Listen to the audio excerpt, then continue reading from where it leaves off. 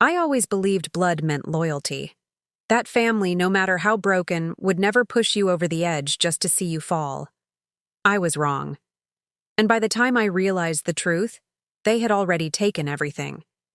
My name is Alina, and this is the story of how my own family betrayed me, and how I rose from the ashes of that betrayal. It started after my father passed away. He was the only one who ever truly saw me, the only one who treated me like more than a burden. I was the youngest of 3 children, the only girl, and for some reason, that made me disposable in the eyes of my mother and 2 brothers, Mark and Daniel.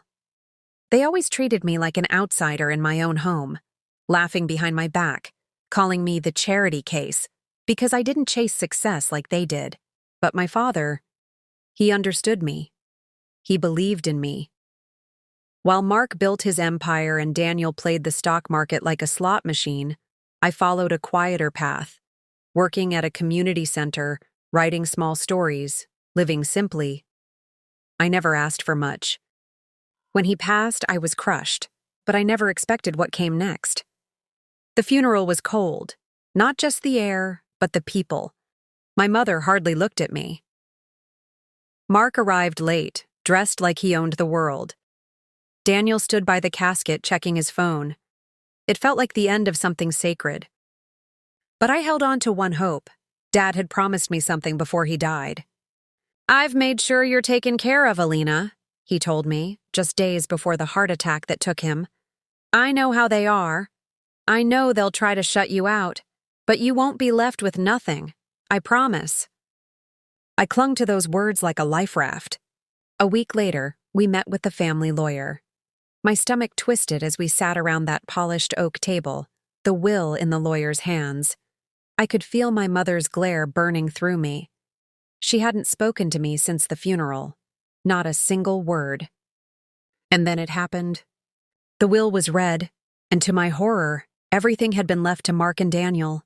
The house, the investments, the savings, the life insurance, every single thing. I sat there stunned as the lawyer calmly read out the terms, with the exception of a handwritten letter left to Miss Alina. A letter. My entire inheritance was a letter. The room went silent as the lawyer handed me a sealed envelope with my father's shaky handwriting on it. My hands trembled as I opened it. "My sweet girl, I'm sorry. If you're reading this, it means they've already twisted things. I had a new will drafted just 2 months ago, leaving you half of everything. But I fear it's been destroyed or hidden. I should have known they'd stop at nothing. Don't give up. What's yours is still out there. You just have to fight. Love always, Dad." I couldn't breathe. I stared at the words, my world spinning. They stole it. They destroyed the will. They took my future. I looked at them, my mother, my brothers, and for the first time, I saw them for what they truly were. Smiling, Mark leaned back in his chair and said coldly, "You were never really one of us anyway." That moment shattered something in me. The girl who always forgave, the sister who stayed silent, the daughter who tolerated the cruelty. She died right there. I stood up and walked out. But I didn't walk away. I went to war.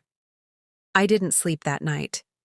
I just sat there in the tiny apartment I could barely afford, holding my father's letter like it was the last piece of him I had left. My eyes were swollen from crying, my hands shaking with rage. I wasn't sad anymore. I was furious. I wanted answers. I wanted justice.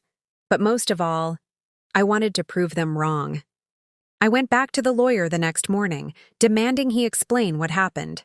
He shifted uncomfortably in his chair and mumbled something about updated documentation never being delivered. But I saw it in his eyes. Fear. Not of me. Of them. "I'm sorry, Miss Alina, but unless we have physical proof of the revised will, there's nothing I can do." I left that office feeling smaller than I ever had before. I tried confronting my mother, but she slammed the door in my face. "We gave you enough," she hissed through the crack. "You were always the weak one. Your father babied you." She didn't even deny it. I went to Mark's office. Sleek, glass, marble. He had everything, and when he saw me walk in, he smirked like I was just a bad joke that wouldn't end.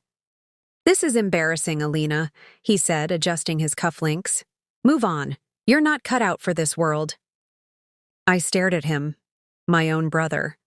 The same boy I once made sandwiches for when Dad worked late. The one who used to cry when he got nightmares and crawl into my bed. "You stole what wasn't yours," I said quietly. He leaned in and whispered, "And no one's going to believe you." He was right about one thing, no one did. I tried. I hired a cheap lawyer with what little I had left. But Mark's legal team drowned us in paperwork, lies, delays. They denied the existence of the updated will. The notary who supposedly helped Dad? Unavailable. The draft? Never received. The bank statements? Private. They buried me in silence. Weeks passed. My money ran dry. I had to sell my car. I took double shifts at the community center. Some days I couldn't even afford the bus. I'd walk home in the rain with blisters on my feet, my clothes soaked, my heart heavier than ever. And still, I refused to quit. Because beneath the pain was something stronger. Fire. I started documenting everything, every conversation, every memory of what my father told me. I wrote it all down. I interviewed people who saw him at the notary office. I searched public records. I taught myself how to file motions. I stayed up night after night reading about probate fraud, forged wills, and inheritance disputes. My walls became covered with timelines, photos, sticky notes. I didn't have money, I didn't have a law degree, but I had truth. And then one night, while digging through an old backup email account, one Dad had helped me set up when I was in college, I found it.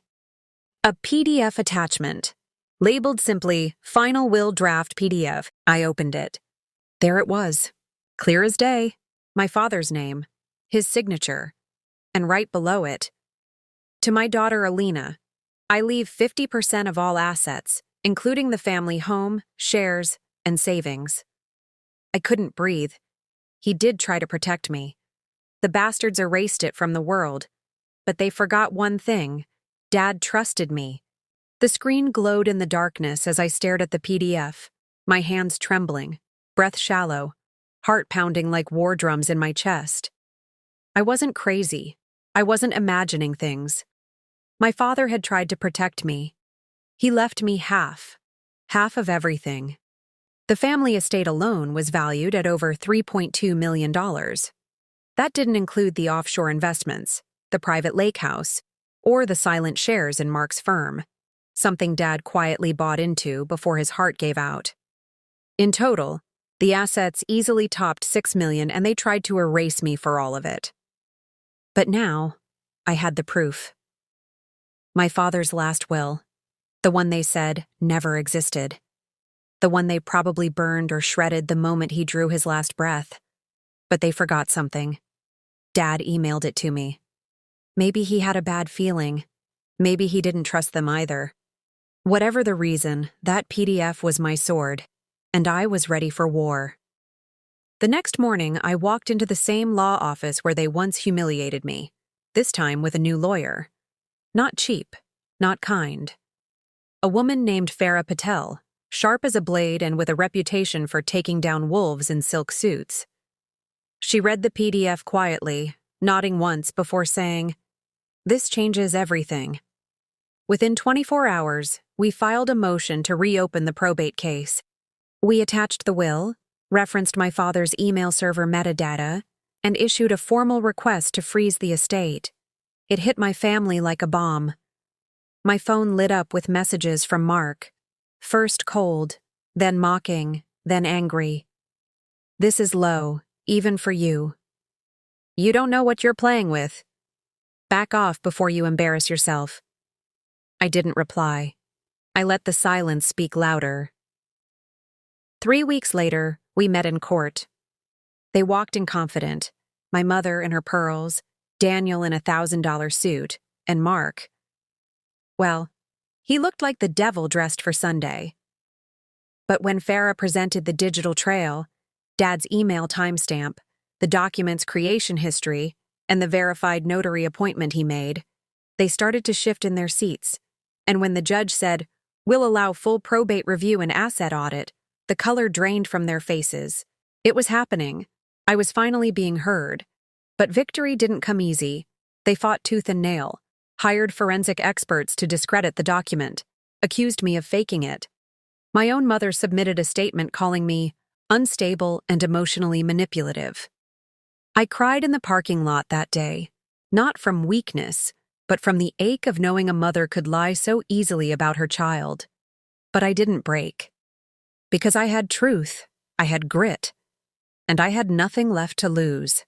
6 months. That's how long it dragged out. I lost weight, lost friends, spent nights on the floor when the anxiety felt too heavy for a bed. But then, we found it. Farah's team unearthed a single file buried deep in Mark's firm archive, something they forgot to scrub. It was a scanned receipt of destruction confirmation for a paper will, dated 1 day after Dad died. The serial number matched the draft I had. They had destroyed the original. That was the final nail. When we returned to court, the judge looked at Mark and Daniel like vermin. He didn't raise his voice. He didn't need to.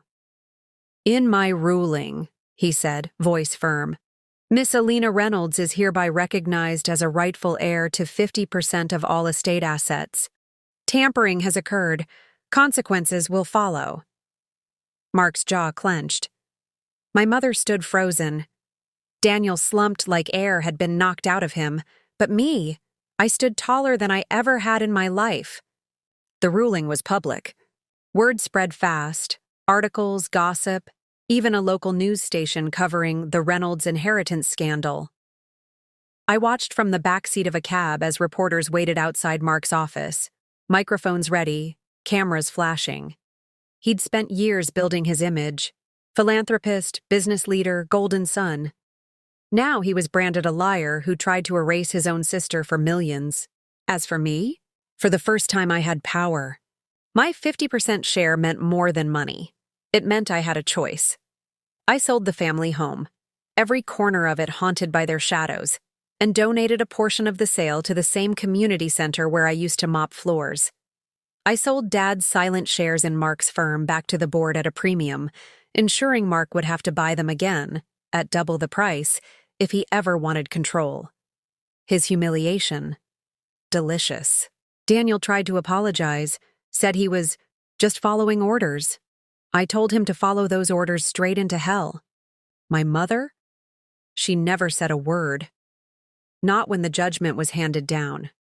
Not when the assets were split. Not when I walked past her in the courtroom hallway, wearing the same scarf Dad gave me when I was 13. She just looked through me like I was a stranger. But I wasn't the stranger.